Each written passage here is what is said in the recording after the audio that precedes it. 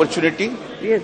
Madam, when the ordinance On this issue, coal mining. when this ordinance was introduced in this house, I made my elaborate speech. I do not want to repeat the contents of that speech, but I just want to tell the Honorable Minister, yesterday I was hearing his speech regarding the auction and the scrapping of the coal blocks and the auction because of the order of the Honorable Supreme Court. Madam, I tell you one thing that, Madam, through you I just tell you, this is not the first time the Supreme Court has said this, Madam. During the 15th Lok Sabha, when the Relative Standing Committee on Coal and Steel, in its 31st report, at paragraph 5, in his reports, in that report stated, I just quote, Madam, that, quote, the committee note that from 1993 to 2004, applicants used to identify coal block and approach the Ministry of Coal for allocation, and their application considered by screening committee. The committee observed that most non-transparent procedure was adopted from 1993 to 2010 for allocation and supply of coal blocks. Several coal blocks were allocated to few fortunates without disclosing the same to the public at large. The natural resources and state largesses were distributed to few fortunates for their own benefit without following any transparent system for their own benefit. The committee are also surprised to note that between 1993 to 2004, no data was maintained by the ministry regarding number of applications received by the Ministry of Coal. Only the minutes were maintained. The committee feel that entire decision-making process for distribution of coal blocks needs investigation and necessary penal steps should be taken. Therefore, this is the issue was thoroughly discussed in a parliamentary standing committee, and incidentally I was a chairman in that committee. Madam, you will be happy to know that all the members of the committee, including AITC bhi idhar baitha hai, he was also there, and all we took a decision. But unfortunately, the recommendation was not implemented, was not accepted by the Indian government, and that is the reason. Long after that, Madam, long after that, I must say that our Parliament first has taken note of that and made observation on that. After that, Madam, the Supreme Court has passed this judgment, delivered this judgment. Therefore, this is, with great respect to the Honorable Minister, you are not that point of time. This is not the Supreme Court said first time. The parliamentary committee said first time in this country regarding the non-transparent system. Thereafter, steps were not taken. Supreme Court has delivered the judgment. Today, the bill which has come, on behalf of my party and I personally, I convey my heartiest thanks for the adopting a transparent system by way of bidding. I have nothing to say on that, because I was all throughout about the bidding. I was all throughout. Prior to the judgment of the Supreme Court, it was said by us several times. I have 2 or 3 points to you, the Honorable Minister. I do not want to reiterate the points which I said it earlier. Is it correct, on the Honorable Minister? I want to know a very specific answer from you. If you give it in your turn, I will be very much obliged. First one, is it correct that in case of a coal block which were going for auction, in the case of the in power sector, are you going for reversal auction? If you are going on reversal auction, then I have to oppose. Because in a case of a reversal auction, the Honorable Minister, I just request to try to appreciate the point. You will understand that the mines are the properties of the state. But by reason of the constitutional provisions, this Parliament is having to legislate the laws in respect of the mines itself and the Coal Mine Nationalization Act itself. Coal mines have been vested to the to the central government. This is the constitutional provision. But owners of the landowners are the state is the landowners. If in a case of a reversal system of the auction, in that case, what is going to be held? Suppose in a case of a state A who is having a coal mines are there. If you say reversal auction is only restricted to the state A is concerned, I have nothing to say. But if you extend the benefits of the reversal auction to every state, then in a case of a state mine, in that case if a B state one comes and joins and participates in auction and success, in that case, the Honorable Minister, the people of the B states will be benefited, but the people of the state where the mine is situated, they will not be benefited. The state government will not be benefited, but the other state government, other peoples, other government will be benefited. Therefore, in a case of a reversal system of auction, I don't know what is in your mind, what you will do, I don't know. But if you do it, I have to strongly oppose your bill, because this is contrary to, again I tell you, contrary to the scheme of the judgment itself.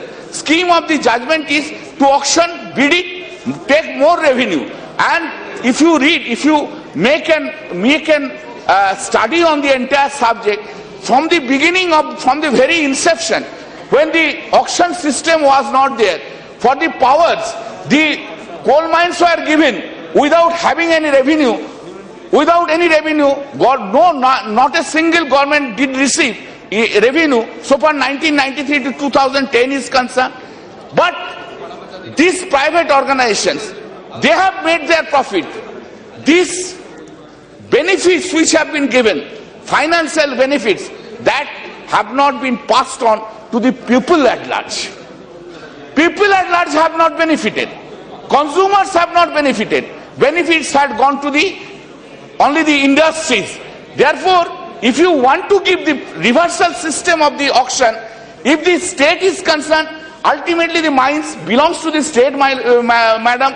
If that's so, the people of that state should be benefited. People of that government of that should be benefited, not belong to a state, a industry is situated. There I have an objection. You please try to appreciate this. Second is that you have made, in a one classification you have said that specified end use. I have no objection. I have no objection. But under one head, you have brought all end uses. Production of iron and steel, generation of power including the generation of power for captive use, washing of coal obtained from a mine, cement. If you make this some coal blocks within the specified, yes, these coal blocks only for the 5 Roman 2, I mean generation of power, I have no objection. I have no objection. But if you made these coal blocks only for the purpose of 5, then I have the objection. Because iron steel cannot be, this classification cannot be made, that iron and steel and the power cannot be classified in one place. Classification must be based on some rational basis. That rationality should be there. This rationality would be missing. If you coal blocks identify is only for the power blocks, I have no objection. I have no objection. But don't make it, don't bring everyone into the same field. I have no objection. Now, I have another clarification I have to seek for you. 2 clarifications, very important 2 clarifications I need from you. What should be the arrangement? Already auction has been held. Now it is going on to them. What would be the interim after the auction has been held? Still he operates. This operation in full-fledged will take time. 1 year's minimum. Let me take it. Minimum 1 year will be taken. What would be the interim arrangement for this production of coal, of that coal blocks, and supply to coal blocks to the power sector? Because we are maximum concerned about the power sectors.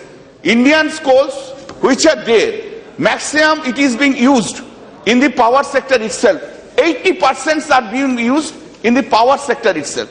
Therefore, all the more we are interested to see that the power sector must get uninterrupted coal supply. If uninterrupted coal supply is not there, summer is coming, almost at the door, people will suffer for the power crisis. That kindly clarify what arrangement has been made by you for this interim period, especially the coming summer session which is coming, for what you are doing. That is a very important part we want to know. Second important part, repeatedly it is being said, because of the auction, states have been benefited. 1 lakh crores have come to you. How much you have given to the states? My state, how much my state has got it? When they have got it? What is the amount? Nothing should remain in air. Make it in the reality. हम देंगे, how होंगे, state benefited होंगे, कब? 9 महीना तो चलेगा. कब? When you have given, give the exact figure and give the exact date on which date the state has received it. You have said state has received it. Our instruction is that state has not yet received it. I had a talk with Mr. Mehtab also, Mahatab Sahab also. He has also said state has not received it. All are in here. What is the proportion? What, sir? Just 2 or 3 minutes, please. What is the proportion you are giving? If you are having 1 lakh crores, how much? What is the percentage of that state is getting? Give the percentage. That not the figure. How much? Which state? What is the percentage they are getting? That kindly clarify this part. Now, sir, I want to say that this, yes, very important, sir. Just give me. Come to the sir, point. Just I am making only the points, nothing I am speaking. Right. Only the points. Briefly. Sir, another one thing. This is a very important part. Sir, we can't forget. This country developed for decades after decades because of the nationalization of few public sector undertakings. We can't forget this.